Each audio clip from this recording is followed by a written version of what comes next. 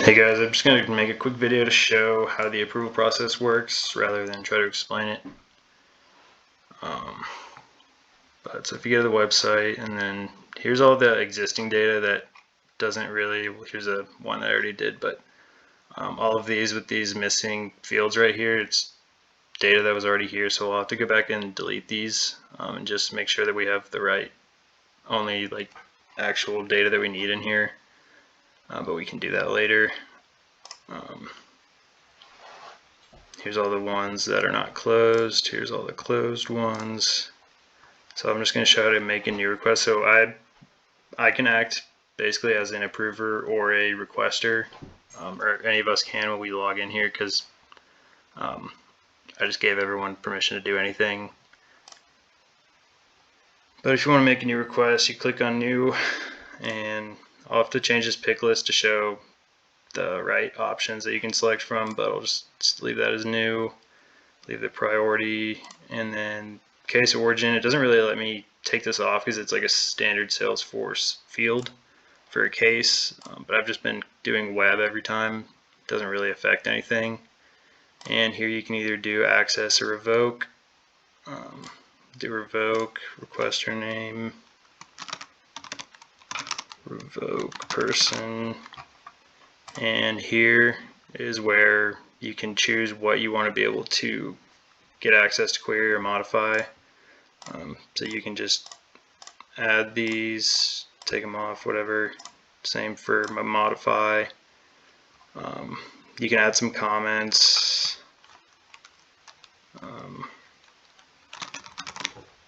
And then this information down here, again, it's just like Salesforce standard stuff that it won't let me take off, but doesn't affect anything.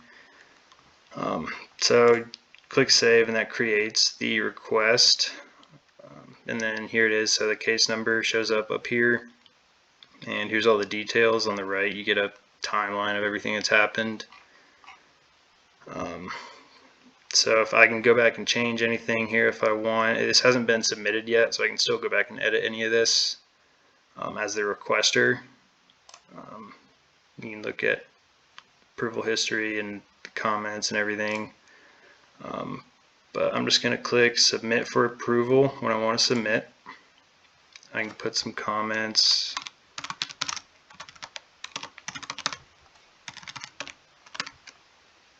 Submit it.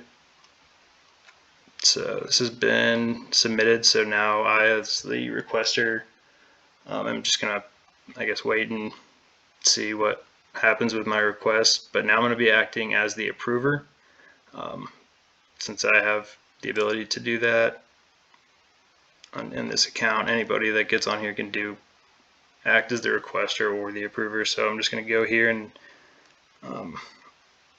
you see,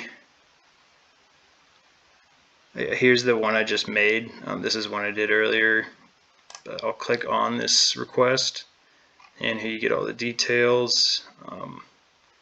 So if you want to approve it or revoke or reject the request, you click on related. And I'll change this to say manage requests. I thought I already did that, but I'll have to go back and do that. And then here you see the approval history.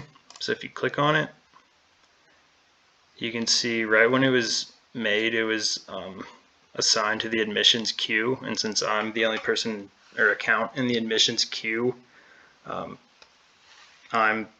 it was basically assigned to me.